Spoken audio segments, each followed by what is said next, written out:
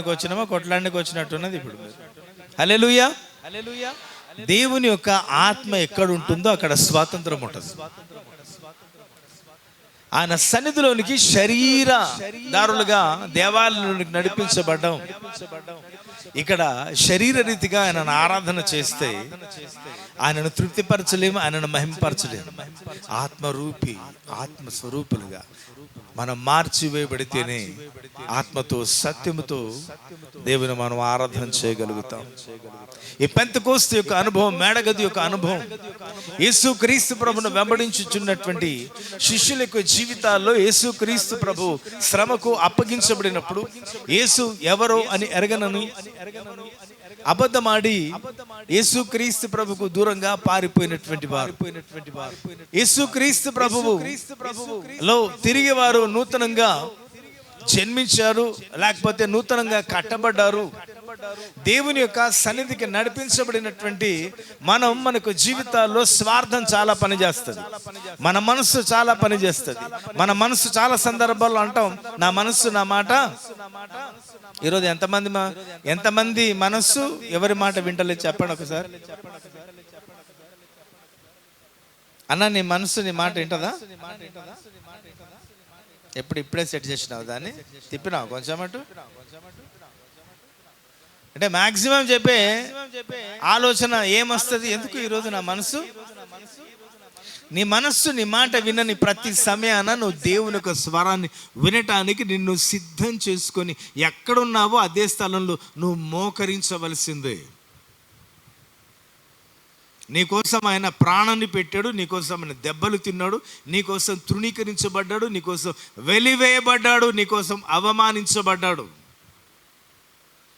యేసుక్రీస్తు ప్రభు యొక్క రక్తము చేత కడగబడినటువంటి దేవుని యొక్క సంఘం పరిశుద్ధమైందిగా ఆయన యొక్క సన్నిధానంలోనికి నడిపించబడుతుండినటువంటి ఆయన యొక్క ప్రజలైనటువంటి వారు మహా సైన్యము వలె.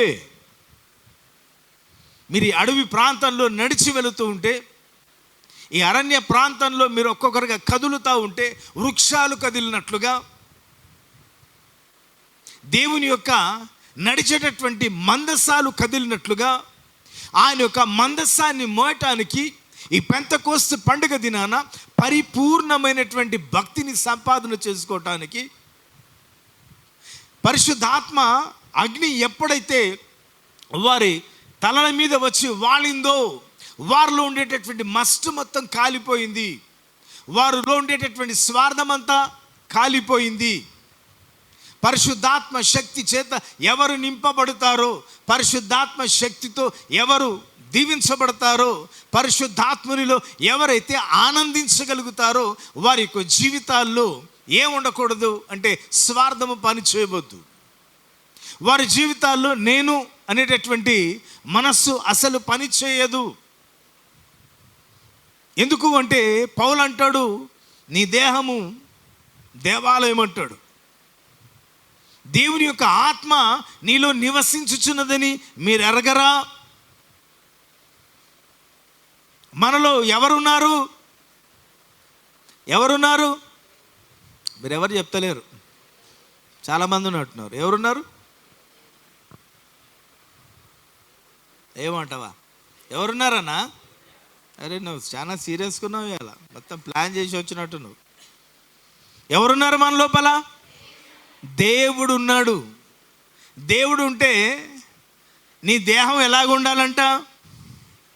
దేవాలయముగా ఉండాల.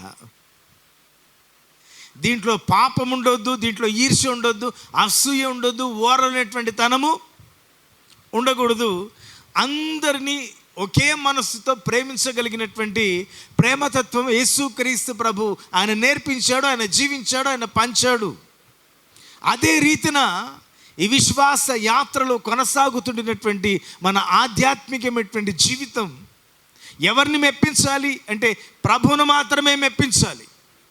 నీ ఆత్మీయమైనటువంటి జీవితం ఎవరికి సంతోషాన్ని కలిగించాలి అంటే పరమనందున్నటువంటి కోటాను కోట్ల దేవదూతలు నీ ఆత్మీయమైనటువంటి జీవితాన్ని చూసి ప్రభు దగ్గర వారు సాక్ష్యాన్ని పంచుకునేటటువంటి ఒక నూతనమైనటువంటి అనుభూతి నీ ఆత్మీయమైనటువంటి జీవితంలో నువ్వు పొందుకుంటేనే తప్ప, నువ్వు అనుభవిస్తేనే తప్ప, నువ్వు నెమ్మది కలిగి ఉంటే తప్ప, నువ్వు సమాధానంగా ఉంటే తప్ప, నీ ఆత్మీయమైనటువంటి జీవితంలో ప్రభువు తప్ప నీ శారీరకమైన, మానసిక, ఆధ్యాత్మికమైనటువంటి జీవితాల్లో ఉన్నతమైనటువంటి పరిపక్వత పొందినటువంటి వ్యక్తిగా ఖచ్చితంగా భూమి మీద నువ్వు ఉండాలా. ఎందుకంటే నీలో ఎవరున్నారన్నా? దేవుడు ఉన్నాడు. ఆయన దేవుడు నాకు తండ్రి, నా కొరకు ఆయన ప్రాణాన్ని పెట్టాడు. ఎవరన్నా పెడతారా మీ కొరకు ప్రాణం? పెట్టినరా? మొత్తం చుట్టుముట్ట అంతా పానాలు తీసేటోళ్ళే ఉన్నారు. పానం పెట్టుడు ఎవడు ఉన్నారా? ఎమ్మెల్యే పెడతాడా? ఏం పేరు? సార్ పేరు ఎంపీ పెడతాడా? ముఖ్యమంత్రి పెడతాడా? ప్రధానమంత్రి పెడతాడా? పోనీ మీ నాన్న పెడతాడా?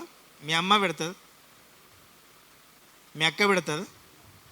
మరి ఇన్ని విషయాలు తెలుసు కదా మీకు. నేను అసలు తెలియవు అనుకున్నా.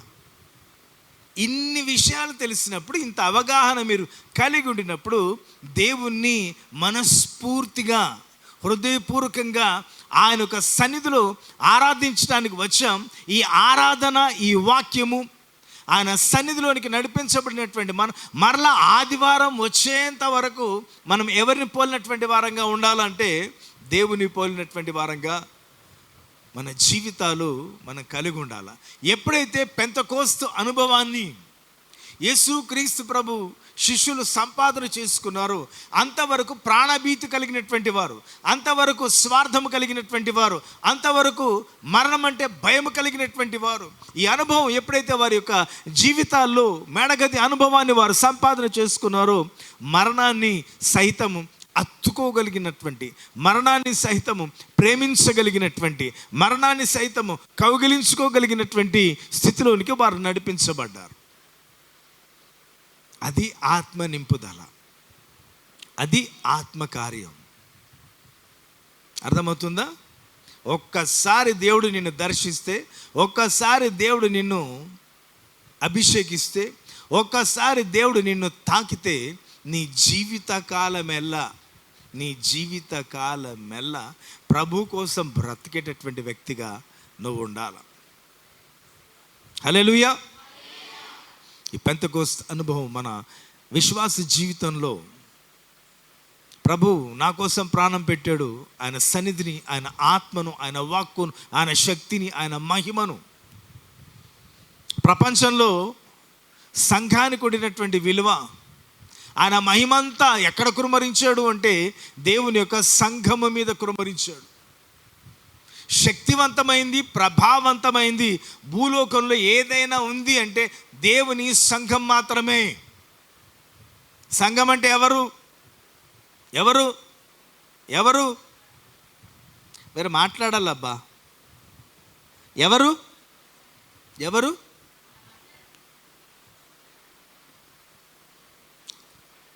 ఎవరు నేను అనాలా? నాకు తెలుసు మనమంతా, నా పక్కనోడు, నా ముందోడు, నా వెనుకోడు కాదు.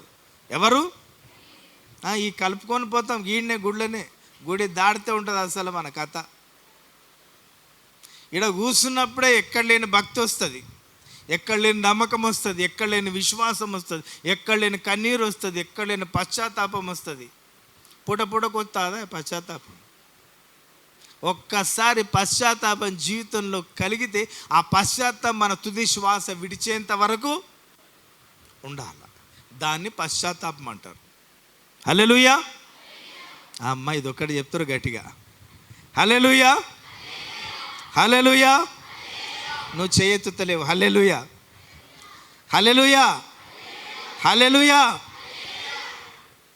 ఇట్లా యాక్టివ్ ఉండండి ప్లీజ్, మీకు దండం పెడతా.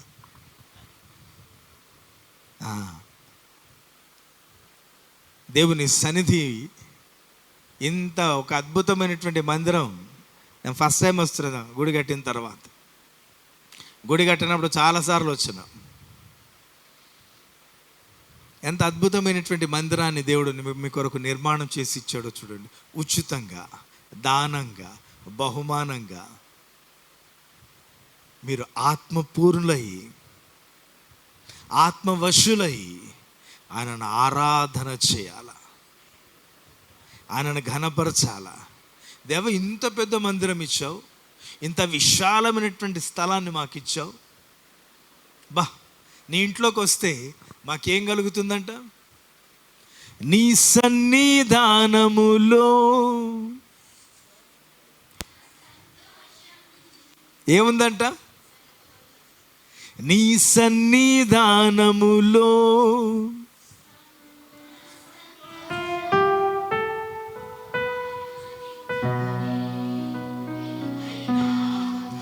అది అర్థమైందా? ఏమర్థమైంది? ఆరాధించుకొని విలువైన అవకాశం, వెలపెట్టి కొనబడినటువంటి వారు మనం. ఊరికే రక్షణ రాలా, తన ప్రాణం పెట్టాడు, రక్తాన్ని కార్చాడు. క్రైస్తవులు యేసుక్రీస్తు ప్రభు యొక్క రక్తంలో కడగబడాల, ఆయన రక్తంలో తుడబడేటటువంటి వారుగా ఉండవద్దు. ఆయన సన్నిధిలో ఏముందంట? అసలు దేవుని సన్నిధిలోనికి నడిపించబడిన తర్వాత నువ్వు లేకపోతే నేను ఉండలేనయ్యా, నేను బ్రతకలేనయ్యా. యేసు, ఓ యేసు, నువ్వు నాకు కావాలయ్యా. సంవత్సరాలు గతించిపోతున్నాయి. అందరూ అనుకున్నారు నా పని అయిపోయింది అని. సంవత్సరాలు గడిచిపోతున్నా నన్ను సంవత్సరంలోనికి ప్రవేశపెడుతున్న నీ ప్రేమను బట్టి, నువ్వు నా ఎడలో చూపుతున్నటువంటి అనంతమైనటువంటి కృపను బట్టి నేను నీకేం ఇవ్వగలనయ్యా? ఆస్తిపాస్తులు కాదు ఇది నా ఆశీర్వాదం. ఆరోగ్యవంతులుగా ఉండటం ఆశీర్వాదం, సమాధానపూర్వకంగా ఉండటం ఆశీర్వాదం, నెమ్మది కలిగి ఉండటం దీవెన. ఆ స్థితి కోసం మనం ప్రయాసపడాలి. ప్రేమటువంటి దేవుని బిడ్డలారా, ఇంకొక 10 నిమిషాలు చెప్తా. ఎలా అన్నా పెళ్లి రోజు చాలా అందంగా ఉన్నావన్నా. జీవితంలో ప్రతి వ్యక్తి యొక్క జీవితంలో సంతోషించేటటువంటి సందర్భాలు ఉంటాయి, ఆనందించేటటువంటి సందర్భాలు ఉంటాయి, దుఃఖించే సందర్భాలు ఉంటాయి, బాధపడేటటువంటి సందర్భాలు ఉంటాయి, మనల్ని మనము శపించుకునే సందర్భాలు ఉంటాయి, మనల్ని మనమే అసహించుకునేటటువంటి సందర్భాలు ఉంటాయి. వాటన్నిటి నుండి దేవాది దేవుడు సునాయాసంగా మనల్ని పైకి లేవనెత్తి, ఈ దినాన మీ ఆత్మీయ తండ్రి, మీ ఆత్మీయ తల్లి యొక్క పెళ్లి రోజు. బైబిల్ చెప్తా ఉంది, వివాహం అన్ని విషయంలో ఘనమైంది. ఎంత ఘనమైంది? చాలా ఉన్నతమైంది. కలిసి నడవటం, కలిసి ప్రయాణం చేయటం, కలిసి అభివృద్ధి చెందటం. 28 సంవత్సరాల క్రితం ప్రారంభించినటువంటి వారి వివాహ జీవితం, అప్పుడు వారికి దర్శనం లేదు. అప్పుడు వారు యేసు ఎవరో వారు ఎరగరు. లోకరీతిగా జత చేయబడినటువంటి వారి యొక్క జీవితాన్ని దేవుడు ఆశీర్వదించి 2 కోట్లను దేవుడు వారికి ఇచ్చాడు. ఎన్ని కోట్లు ఉన్నాయి వాళ్ళ దగ్గర? మీరు పరిశాన్ అవుతారు, మా పాస్టర్ చెప్పకుండా ఏడ దాచిపెట్టారని. ఇదొక కోటి, వెనక కూర్చున్నది ఇంకో కోటి. ఎన్ని కోట్లు ఇచ్చాడంట? మీరు సంపద అంటే ఆస్తి అనుకుంటున్నారా? చాలా మందికి అదో పిచ్చి ఉంటుంది, అదో రంది ఉంటుంది. ఓనోనికి 24 గంటలే సరిపోతలేదంట. మనకి చెప్పాలంటే చచ్చిపోతావురా అని చెప్పాలి. ఏం చెప్పాలా? చచ్చిపోతావురా అని చెప్పాలా. ఎక్కువ కష్టపడొద్దురా, దేవుడు నీకు ఆల్రెడీ ఆస్తిని ఇచ్చాడు. మన సంపద మన పిల్లలే, మీ సంపాదన మీ పిల్లలే, మీ ఆస్తి మీ పిల్లలే. వారిని దేవుని కొరకు దేవునిలో పెంచగలిగినటువంటి జ్ఞానం కోసం మీరు ప్రార్థన చేసుకోవాలి. వీరిద్దరిని జత చేశారు. అప్పుడు అనుకున్నారా వీరు సేవ చేస్తారని. పండ్లమ్ముకునే వ్యాపారి, పండ్లమ్ముకునేటటువంటి వ్యాపారి, నేను మరలా చెప్తున్నా, పళ్ళు అమ్ముకునేటటువంటి ఒక వ్యాపారి, ఆత్మలను కనేటటువంటి తండ్రిగా తల్లిగా చేశాడు. దేవుని నామానికి మహిమ కలుగును గాక. ఈ పొలము దేవుని యొక్క పొలం. ఈ పొలములో అనేక రకమైనటువంటి మొక్కలు నాటబడ్డాయి. అవి వృద్ధి చెందుతూ ఉన్నాయి, అవి ఫలిస్తూ ఉన్నాయి. భక్తుడు అంటాడు, ఒక జనమును కనుటకు ఒక దినము ప్రయాస, ప్రసవ వేదన చాలునా అంటాడు. 28 సంవత్సరాల సుదీర్ఘమైన వారి వైవాహిక జీవన ప్రస్థానంలో ఎన్ని ఆటుపోట్లు, ఎన్ని శ్రమలు, ఎన్ని నిందలు, ఎన్ని అవమానాలు, గేలి చేసిన పరిస్థితులు, వెలివేయబడినటువంటి పరిస్థితులు, నోటితో నవ్వి నొసటితో వెక్కిరించినటువంటి అనేక రకమైనటువంటి పరిస్థితుల్లో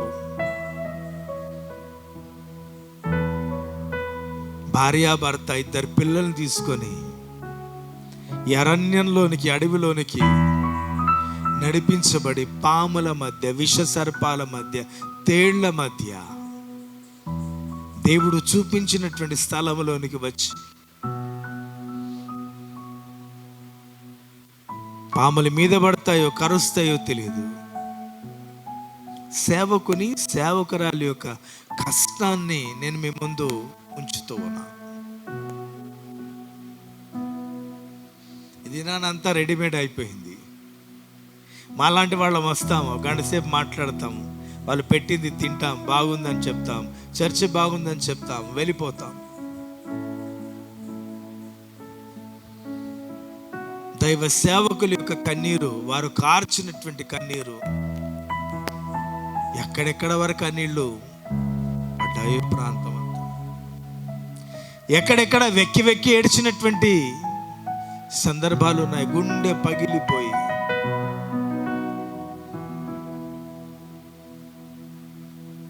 ఎందుకు ఆ దేవుడు మమ్మల్ని పిలిచింది,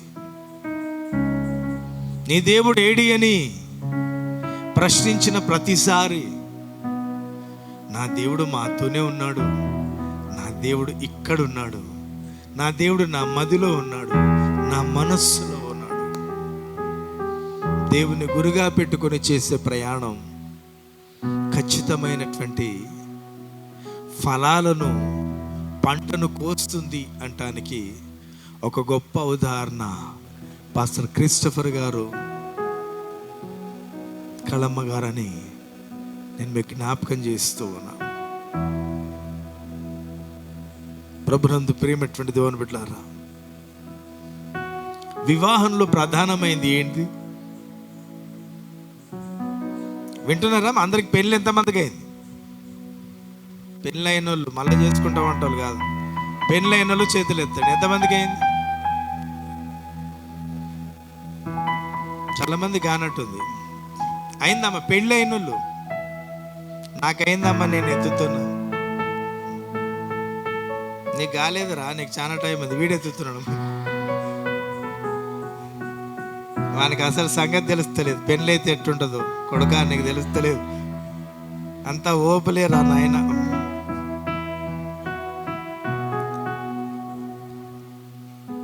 పెళ్లిలో ప్రధానమైంది ఏది? పెళ్లిలో ముఖ్యమైనది ఏది?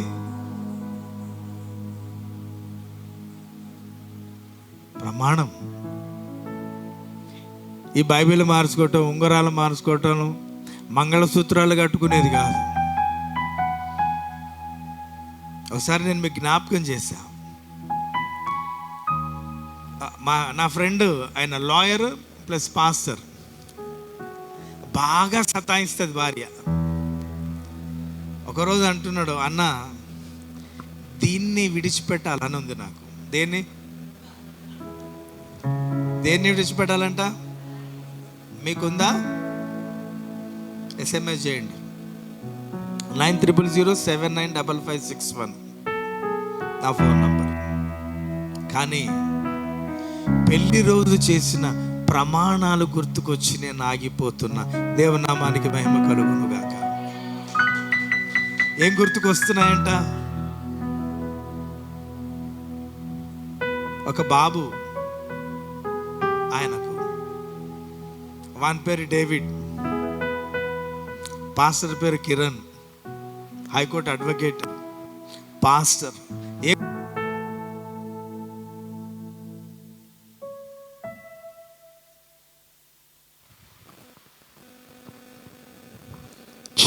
ఏం గుర్తుకొచ్చినాయంట? ప్రమాణం చాలా ముఖ్యమైనది. ఏమని ప్రమాణం చేశారు? కలిమియందు, లేమియందు, ఆరోగ్యమందు, అనారోగ్యమందు నిన్ను విడవక, నిన్ను హత్తుకొని మరణం వరకు నీకు నమ్మకంగా ఉందునని ప్రమాణము చేయుచున్నాను. పెళ్లి చేస్తాను అంటాడు. ఇప్పుడు ఆయన చేయి కిందికి, నీ చేయి పైకి పెట్టు. జాగ్రత్త ప్రియమైనటువంటి దేవుని బిడ్డలారా, పెళ్లినాడు చేసినటువంటి ప్రమాణాలు మీరు జ్ఞాపకం చేసుకోవాలా. అన్న ఎంతమంది జ్ఞాపకం ఉన్నాయి మీ ప్రమాణాలు? అక్క మీ ప్రమాణాలు ఎంతమంది జ్ఞాపకం ఉన్నాయి? ఉన్నాయా? చాలామందికి ఉన్నా లేనట్టే ఫీల్ అవుతున్నారు. జాగ్రత్త. అసలు కుటుంబ వ్యవస్థ దేవుడు ఏర్పాటు చేసింది. ఆయన భూలోకంలో కుటుంబాన్ని స్థాపించింది.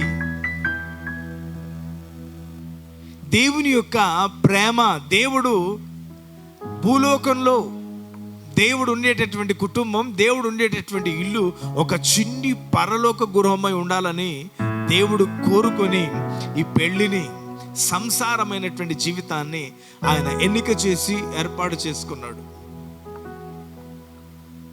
మనం ఎవరైనా చెప్పగలుగుతామా నా ఇల్లు చిన్ని పరలోకం అంత సంతోషంగా ఉందని చెప్పగలుగుతామా? ఈ డబ్బుల విషయాలు వదిలేయండి, బాకీల విషయాలు వదిలేయండి, చిట్టి కట్టే విషయాలు వదిలేయండి, పాలోనికి ఇచ్చేవి ఇడిచిపెట్టండి, ఎండ్రిని కొనే విషయము ఇడిచిపెట్టండి, ఇవన్నీ ఇడిచిపెట్టండి, అనారోగ్యాలు విడిచిపెట్టండి, బాధలు విడిచిపెట్టండి. భార్య భర్తగా నా ఇల్లు ఒక పరలోకంగా ఉంది అని మనం చెప్పాలి. ఆ ఇంటిని నిర్మాణం చేసుకోవటానికే మనం ప్రయాసపడాలి. మన శక్తి, మన జ్ఞానం, మన బలం సరిపోదు, కానీ దైవిక సంబంధమైన జ్ఞానం కొరకు మనము ప్రయాసపడాలా. అందుకే సామెతల గ్రంథంలో సొలొమోను రాస్తూ ఉంటాడు, జ్ఞానవంతురాలు తన ఇల్లు కట్టేటటువంటి వారుగా ఉండాలి. ఈ వివాహ బంధంలో ముఖ్యంగా ఒకరిని ఒకరు గౌరవించుకోవాలి. ఏమే అని నువ్వు అనొద్దు. అంటావా? ఏమని పిలుస్తావు? ఏమండి అంటావా? నువ్వు ఏమంటావు మీ ఆమెను? ఇక చూడు నిన్నే రావు పోవు అంటావా? ఏమంటావన్నా? మరి అమ్మ చాలా సిగ్గుపడుతున్నాను.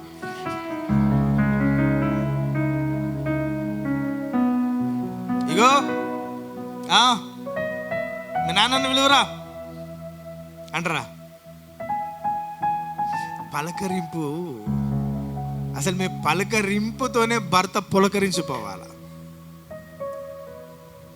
మీరు పలకరిస్తుంటే మీ భార్య పరవశించిపోవాలా. ఎప్పుడు లేదు వీళ్ళ లోపల ఎంత మార్పు వచ్చిందని ఆమె అనుకోవాలా, లోపల ఆమె అనుకోవాలా, భర్త అనుకోవాలా, నా భార్య ప్రవర్తనలో ఇంత మార్పు వచ్చింది. ఒక్కటి విషయం చెప్తా, మీ సంతోషాన్ని ఎవ్వడు పాడు చేయడు, మీరు పాడు చేసుకుంటే తప్ప. ఎల్లి మీద, పిల్లి మీద, కాకి మీద, కుక్క మీద, పందుల మీద పెట్టి తిడుతుంటాం మనం. ఇంకా పల్లెటూరులో మరియు కోడి పిల్లల మీద చేస్తారే అని దాన్ని కొట్టి కొట్లాడుకోవద్దు ఎవ్వరు. మ్యాక్సిమం సంతోషంగా ఉండటానికి. చిన్ని జీవితం మనది. ఏమైనా గ్యారంటీ ఉందా? పరలోకం గ్యారంటీ. నమ్ముకున్న విశ్వాసంగా ఉంటే. భార్య భర్తలు ఒకరినొకరు ఏం చేసుకోవాలంట? ఒకరినొకరు గౌరవించుకోవాలి. ఏమండి చెప్పమ్మా, ఇది తగ్గాల. ఈ బీపీ, ఈ నరాల రోగం చాలా మందికి ఉంటుంది, ఆడవాళ్ళకు కూడా ఉంటుంది ఈ రోగం. ఇది తగ్గాల. మన మధ్యలో అంకుల్ ఉన్నాడు, అన్నున్నాడు. ఆ మూలకు ఆమె క్వీన్, ఆమె ఎలిజబెత్ రాణి వంశస్థురాలు. ఆమె మిస్ అమ్మన్నట్టే ఉంటుంది మెర్లిన్ ఆంటీ. ఈ వృద్ధాప్యంలో వారు బస్సులు ఎక్కుతూ దిగుతూ మీ మధ్యలోనికి వస్తున్నప్పుడు మీకు ఏమైనా ఆలోచన కలిగిందా? మా ఇంటికి వచ్చినప్పుడు నేను అనుకున్నా, అంతవరకు అనుకోవాలా. నేను అప్పుడు అనుకున్నా, అసలు ఇంత ఆయుష్కాలం ఉంటుందా మాకు?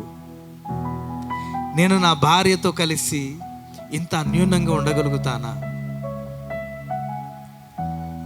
ఈ వృద్ధాప్యంలోనికి వచ్చిన తర్వాత వారు కలిసి చేసేటటువంటి ప్రయాణం, వారు కలిసి నవ్వుకుంటేటటువంటి విధానం, ఇతరులను కలుపుకొని పోయేటటువంటి విధానం, దేవుడు మన మధ్యలోనికి వారిని ఎందుకు తీసుకొని వస్తున్నాడో మీకు అర్థమైందో కాలేదో, మా ఇంటికి వచ్చినప్పుడు మాత్రం నాకు అర్థమైంది. అరే, నువ్వు ఇట్లా ఉండగలుగుతావా? వాళ్ళలాగా ఉండటానికి నువ్వు ప్రయత్నం చేస్తావా? మన ఆత్మీయమైనటువంటి జీవితంలో మనం నేర్చుకోవలసింది, మిమ్మల్ని బట్టి నేను చాలా నేర్పించడానికి దేవుడు నన్ను మీ మధ్యలోకి తీసుకొని వచ్చాడని నేను చాలా గట్టిగా నమ్ముతా. ఎఫెసీయులకు రాసిన పత్రిక 5వ అధ్యాయం 33వ వచనం చదవండి ఒకరు. 3 పాయింట్లు చెప్పి నేను ముగిస్తా. మెట్టుకు మీలో ప్రతి పురుషుడును తన వలె తన భార్యను ప్రేమింపవలెను. భార్య అయితే తన భర్త యందు భయం కలిగి ఉండినట్లు చూసుకోవాలా. భార్య భర్తల బంధం పరిశుద్ధమైంది, పవిత్రమైనటువంటి బంధం. ఎలా ఉండాలంట? పౌలు భక్తుడు ఎఫెసీ సంఘానికి రాస్తూ ఉంటాడు. భర్త గురించి ఏమంటాడు? నువ్వు ప్రేమించు అంటాడు. భార్య గురించి ఏం రాస్తున్నాడు అంటే, నీ భర్త అంటే నువ్వు భయం కలిగి ఉండు, గౌరవం కలిగి ఉండు. భయము అంటే ఏదో వణికిపోయి ఆయనను చూసినప్పుడే గ్లాసులు ఇట్లా వణికి కిందేసి, ప్లేట్లు అన్నం పెట్టి కిందేసి వాడిని మాడగొట్టేది కాదు. ఆ భయం అంటే లేదు, ఆ యాక్టింగ్ వద్దు మనకు. అర్థమైందా? గౌరవ బుద్ధి, స్వస్థత బుద్ధి, నెమ్మది, ఆలోచించి మాట్లాడేటటువంటి గుణం, స్వభావం.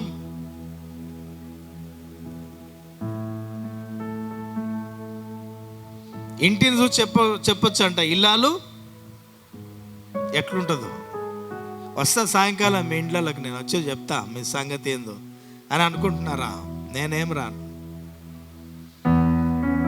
మీ ఇల్లు చూస్తే మీరు ఎటువంటి వాళ్ళో తెలిసిపోద్దంట, మీ స్వభావం తెలిసిపోతుందంట, మీ ఆలోచన విధానం తెలిసిపోతుందంట. మీరు కోపిస్లో తెలుస్తుందంట, పాపిస్లో తెలుస్తుందంట. లోబడేటటువంటి తత్వం కావాలా? ఒకరినొకరు గౌరవించుకోండి, ఒకరినొకరు ప్రేమించుకోండి, ఒకరికొకరు ప్రాణంగా బ్రతకడం నేర్చుకోనండి.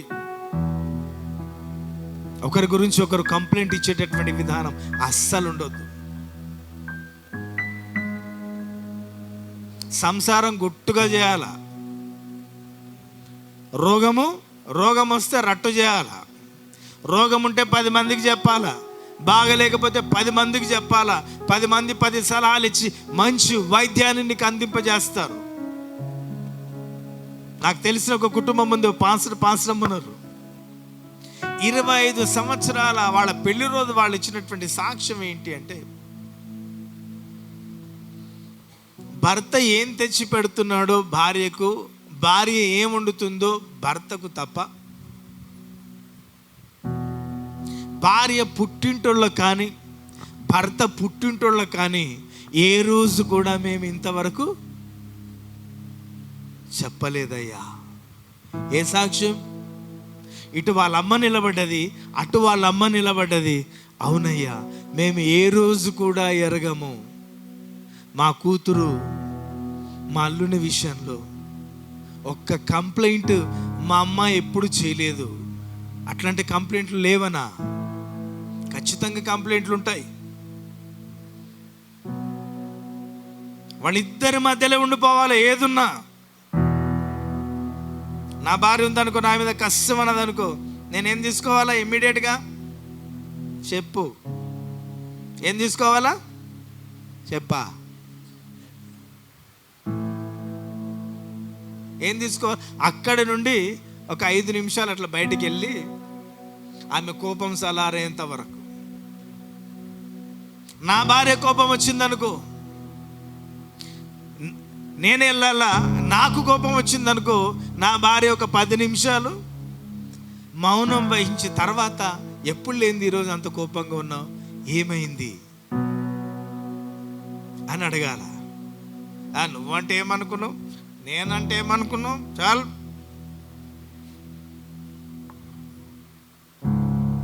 అంటే ఇదంతా కలదుకాన కాడ జరిగేది మన కుటుంబాలలో జరగొద్దు. కుటుంబ వ్యవస్థ, నీ కుటుంబాన్ని దేవుడు కడుతూ ఉన్నాడు. ఈ అనుభవాలు నీ యొక్క కుటుంబ జీవితంలో, నీ వివాహ జీవితంలో ఖచ్చితంగా ఉండాలి. 28 ఏండ్లు అయింది, ఇప్పుడు ఆయన పెళ్ళికి తయారైనట్టు కూర్చున్నాడు. రెండవది,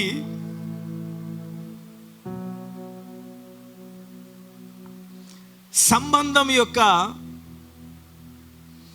మంచి కోసం మీ ఇష్టాన్ని వదులుకోవటం. నా భార్యకి ఇష్టం లేదని భర్త ఏం చేయాలంట? నా భర్తకి ఇష్టం లేదు కదా అని భార్య, అసలు ఇంకేమైనా పంచాయతీలు ఉంటాయా? ఉంటాయా? ఉంటాయన్నా? చెప్ప ఉంటాయా? ఫిలిప్పీలకు రాసిన పత్రిక 2వ అధ్యాయం 3-4 వచనాలు చూద్దాం. నిస్వార్థతను పెంపొందించుకోండి. ప్రతి విషయంలో, ప్రతి నిర్ణయంలో మీ జీవిత భాగస్వామి యొక్క అవసరతలను పరిశీలన చేయాలంట. చదవనా? ఫిలిప్పీ 2:3-4.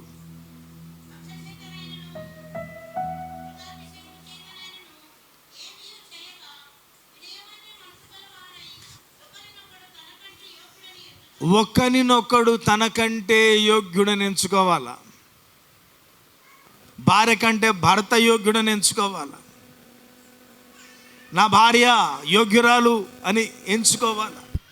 ఇరువురి మధ్యలో ఉండవలసింది నమ్మకం, ఇరువురి మధ్యలో ఉండవలసింది అండర్స్టాండింగ్, ఇరువురి మధ్యలో ఉండవలసింది అన్నిటికంటే విస్తారంగా ప్రేమ కలిగి ఉండాలి. ఒకరి హృదయాల్లో ఒకరికి నిర్మలమైన స్వచ్ఛమైనటువంటి ప్రేమ, నమ్మకం కలిగి జీవించేటటువంటి వారుగా మీరు భూలోకంలో ఉన్నప్పుడు మీ కుటుంబం ఒక ప్రపంచానికి ఒక ఆదర్శవంతమైనటువంటి కుటుంబంగా దేవుడు ఖచ్చితంగా మీ కుటుంబాన్ని ఉంచుతాడు అని నేను విశ్వసిస్తూ ఉన్నా. నేను రాత్రి చెప్పాను, నేను అచ్చంపేట వెళ్తున్నాను, ఎందుకు ఏమైనా మీటింగ్ ఉందా, అర్జెంట్ పని ఉందా, రాత్రి చెప్తున్నావు నాకు అంటే, ఆ రాత్రే చెప్తున్నా నేను నీకు అని చెప్పాను. నా భార్యకు చెప్పిన, మనకు రాగులు పంపించిన చూడు అన్న. 2 ఏళ్ళు తిన్నాం మరి, మీరు రాగులు, మీ అంబలి, మీ పేరు చెప్పుకొని. ఎవరు? క్రిస్టఫర్ అన్ననా? తెరికి పేరు బాగానే ఉంది, నా పిల్లని గుర్తు బాగానే పెట్టుకున్నది అనుకున్నా. వాళ్ళది రేపు 28 సంవత్సరాలు అయిపోయి 29వ సంవత్సరపు. ఎందుకు చెప్పుంటా నేను ఈ మాట? ఎందుకు చెప్పుంటా? నా మాట అర్థమవుతుందా మీకు? అక్క అర్థమవుతుందా? చెల్లె అర్థమవుతుందా? నేను ఎందుకు చెప్పొచ్చుంటా? మనం కూడా ఎన్నేళ్ళు బతకాలంట? మన వివాహము కూడా 29 సంవత్సరాల వరకు నువ్వు నేను దేవుడిచ్చినటువంటి కొడుకుతో కలిసి మనం సంతోషంగా బ్రతకాలి అన్న ఒక ఆలోచన తనలో పుట్టించటానికి ఈ మాటను చెప్పి ఇక్కడికి వచ్చా.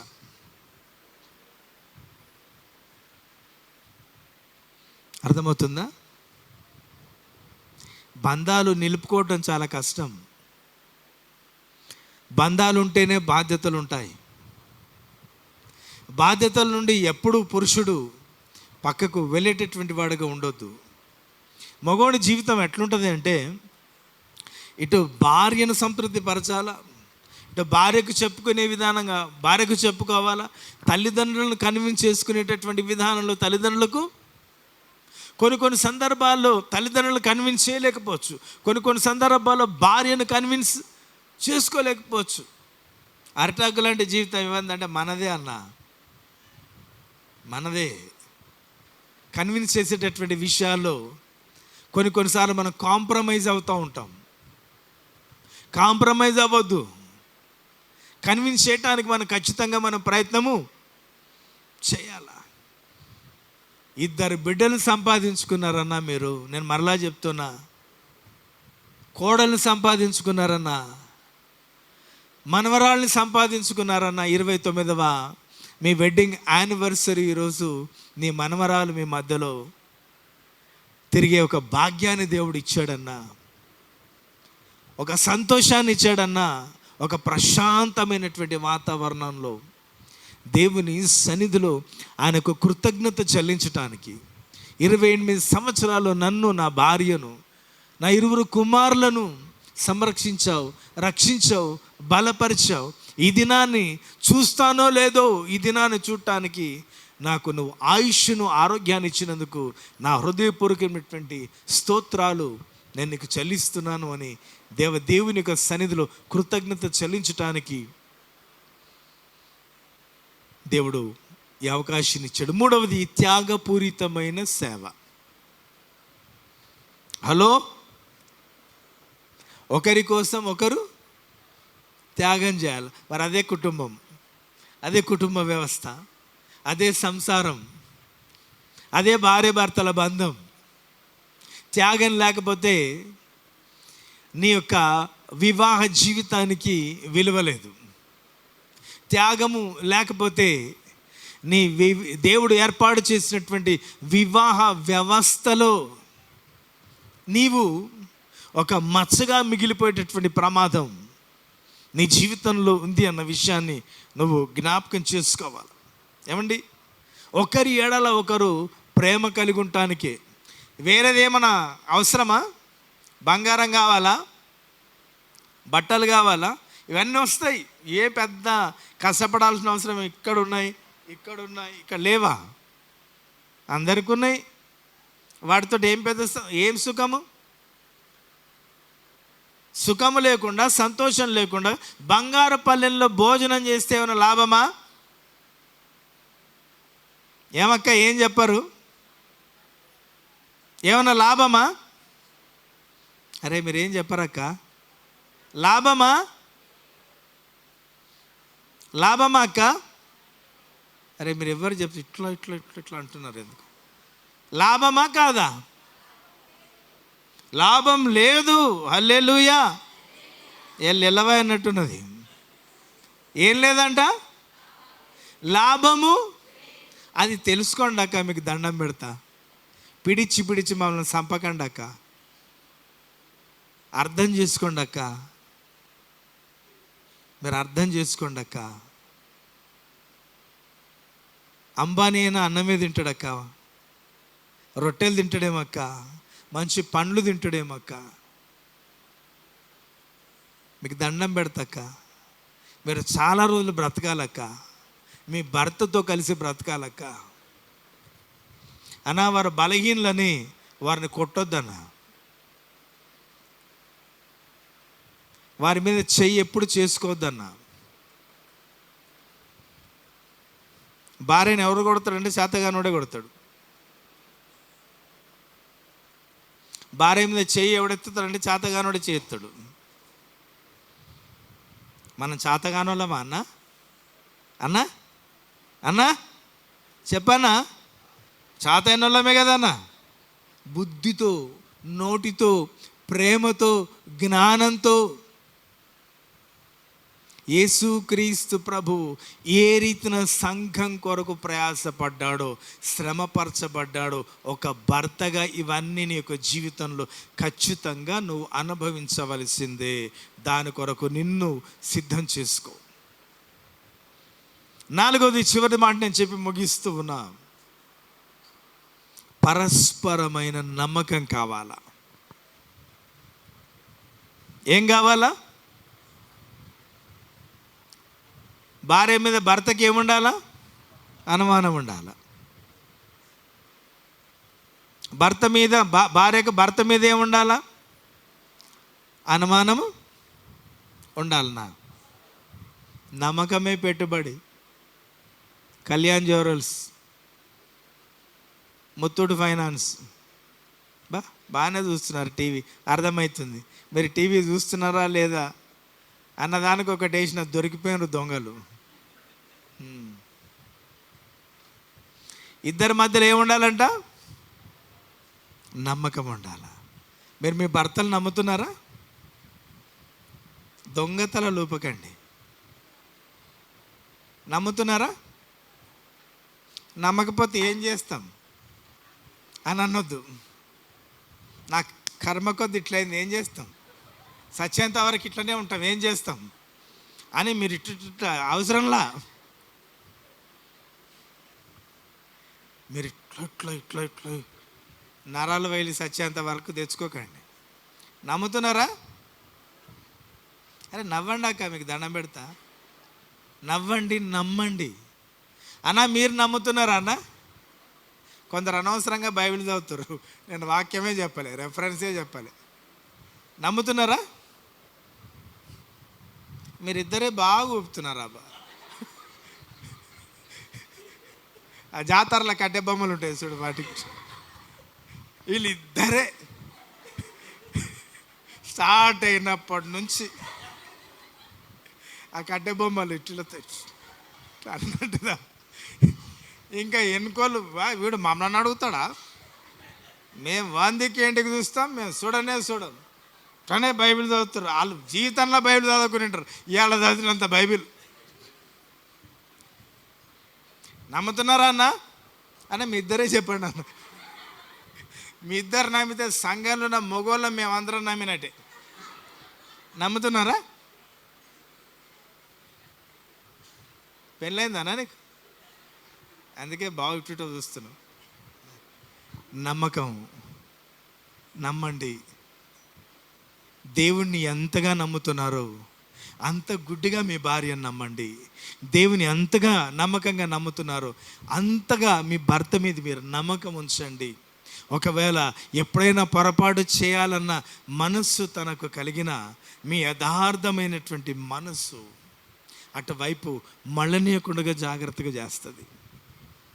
ప్రేమించండి, గౌరవించండి, సన్మానించండి. ఒకరి బాధలు ఒకరితో పంచుకోండి. మనసు విప్పి మాట్లాడుకోండి. మీరు మాట్లాడితేనే తెలుస్తుంది. భర్త లేని దేవుడా నేను చిన్నప్పుడు వింటుంటే పతియే ప్రత్యక్ష. ఏం వింటుంటే పతియే. ఇంట్లో దైవాలాగా చూస్తారు మగవాళ్ళని. మీరు ఎవ్వరు చూడరు నాకు తెలిసి, ఎవరో ఒకరిద్దరు తప్ప.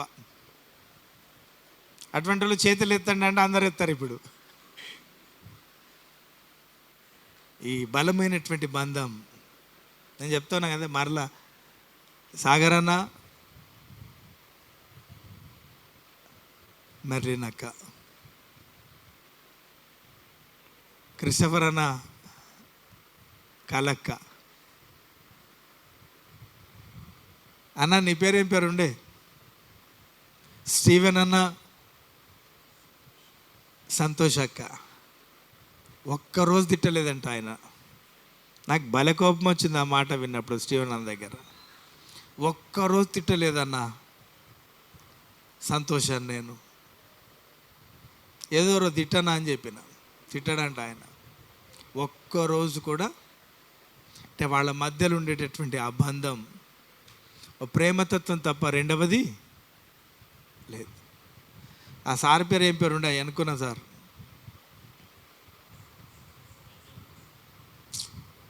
బెంజమిన్ సార్ పక్కకుండే సార్, వరుణ్. నీ భార్య రాలేదు అనుకుంటా, పాస్టమ్మ రాలేదా? బయటికి పోయిందా?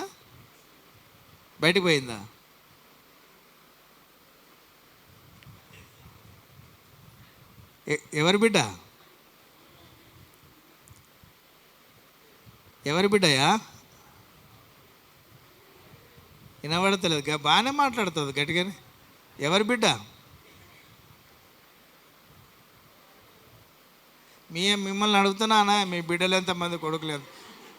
కత్తికి లేని దొరద కందకు భలే వస్తుంది. మీ బిడ్డ పేరు ఏం పేరన్నా? చెప్తలేడు చూడు. అంకితనా? నందిత అన్న. నీ కొడుకు పేరు? ఆడ వెళ్తాడు పచ్చంపేట అంత. ఏం పేరన్నా ఆ పాప పేరు? లంబడోళ్ళ పిల్లనా? ఎవరి పిల్ల? నీకు కూడా జాతరలా ఎవరి పాప? ఆ మాట కొరకే నేను ఎదురు చూస్తున్నా. ఎవరి పాప? మా పాప.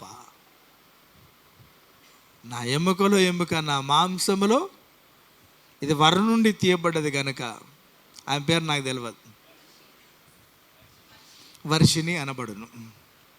ఎక్కడి నుండి తీసినాడు దేవుడు? మీరు ఇరువురు మీ పాప. సంతోషంగా ఉండండి, ఆనందంగా ఉండండి, విపరీతంగా సంతోషించండి ప్రభువులు. మిమ్మల్ని బట్టి మీ సంతోషం మాకు ఎక్కడ వినబడాలంటే హైదరాబాద్ వినబడాలి. కూకట్పల్లి, హైదరాబాద్, మేడ్చల్ జిల్లా 5,72,000 పిన్ కోడ్ నంబర్ కూడా చెప్తున్నాను మీకు. సో దేవుడు మీ కుటుంబాలను దీవించాలని, ఆశీర్వదించాలని, మీరు సంతోషంగా ఉండాలని, ఒకరిని ఒకరు కష్టపెట్టుకోకండి. ఇంతవరకు బాధపడ్డరేమో, ఇంతవరకు కష్టపెట్టుకున్నారేమో, ఇంతవరకు నిష్ఠూర పెట్టుకున్నారేమో. ఏముందన్నా గిది ఇక్కడ ఆగిపోతే అయిపోతుంది. స్టీవెన్ అన్న తండ్రి జ్ఞాపకార్థ కూడికి వచ్చిన రోజు, అదే రోజు మా వదినమ్మ చనిపోయింది. ఇది నా సాయంకాలం ఆమె జ్ఞాపకార్థం. ఏముంది ఈ జీవితం? గింతే, ఈ చిన్ని జీవితం. సంతోషంగా ఉండండి, ఆనందంగా ఉండండి, ఆరోగ్యంగా ఉండండి, ఒకరికొకరు ప్రార్థన చేయండి, ఒకరొకరు ప్రేమించండి, గౌరవించండి, సన్మానించండి. దేవుని యొక్క సంఘాన్ని వృద్ధిలోనికి మీరు తీసుకొని రావాలని నా మనస్ఫూర్తిగా నేను కోరుకుంటూ ఈ మాటలు నేను ముగిస్తూ ఉన్నా. దేవాది దేవుడు మిమ్మను దీవించునుగాక. పరిశుద్ధుడా, మహోన్నతుడా, మహిమా ప్రభావాలు కలిగిన మా ప్రియ పరలోకపు తండ్రి, మీకు వందనాలు, స్తోత్రాలు. సంఘమును బట్టి నాయన మిమ్మల్ని స్తుతిస్తూ ఉన్నా. సంఘాన్ని దీవించండి, ఆశీర్వదించండి. పెంతెకోస్తు అనుభవంలోనికి మా తండ్రి మీరు నడిపించండి స్వామి. ఆత్మవర్షములని సంఘము మీద కృమ్మరించి బలపరచండి. శక్తివంతమైన సంఘంగా ఈ చుట్టుపక్కల ప్రాంతాలకు ఒక లైట్ హౌస్గా నాయన దీన్ని ఉంచండి. ఇది నాన్న పెళ్లి రోజు జరుపుకుంటున్నటువంటి నీ దీన సేవకుడు, నీ దీన సేవకురాలను బట్టి మీకు వందనాలు. 28 సంవత్సరాల వారి వివాహ జీవితాన్ని ఫలింపచేసి కుమారులను, కోడలను, మనవరాలను, దానికంటే విశేషమైన నీ మందిరాన్ని, నీ సంఘాన్ని వారికి ఇచ్చారు. బలపరచండి. శక్తిమంతులుగా, ఆరోగ్యవంతులుగా, ఆయుష్మంతులుగా, ఐశ్వర్యవంతులుగా, ఆత్మపూర్ణులుగా వారిని నాయన మీరు అభిషేకించి ఆశీర్వదించి విస్తారమైనటువంటి పంటను కోయినట్లుగా వారిని ఆశీర్వదించమని యేసయ్య నామమున ప్రార్థించి వేడుకొనుచున్నాము తండ్రి, ఆమేన్. దేవుడు అనుగ్రహించిన సమయాన్ని బట్టి దేవుని స్తుతిస్తూ ఉన్నాం. మీ మధ్యలోనికి రావటానికి అవకాశాన్ని కలిగచేసిన దేవునికి ఆహ్వానించిన క్రిస్టఫర్ అన్నకు, అక్కకు నా ప్రత్యేకమైన వందనాలు. మరి వరుణ్, వర్షిని పాపకు నా ప్రత్యేకమైన వందనాలు. బాబు నా ప్రత్యేకమైన వందనాలు తెలియచేస్తూ ఈ మాటలు నేను ముగిస్తూ నేను సెలవు తీసుకుంటున్నాం. ప్రభు చిత్తమైతే మరొకసారి మరలా మనం కలుసుకుందాం.